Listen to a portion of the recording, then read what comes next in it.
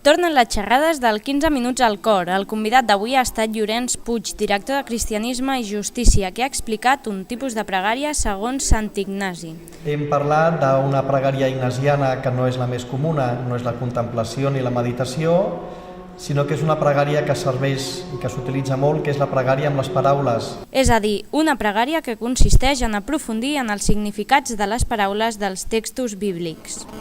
Sant Ignasi proposa que estiguem tanta estona com calgui en cadascuna d'aquestes paraules de sant que prengui relleu per nosaltres i que sigui una paraula de Déu que ens arriba al nostre cor. I així, convé acabar la pregària també, si estem tota l'estona amb una paraula perfecta, i acabar la pregària simplement acomiadant-nos, tenint un petit col·loqui amb Jesús, el Senyor, amb el Pare, o bé amb Maria, o demanant l'Esperit. Un col·loqui fraternal perquè el Senyor ha volgut que nosaltres siguem capaços a la pregària de trobar-nos tu a tu amb ell.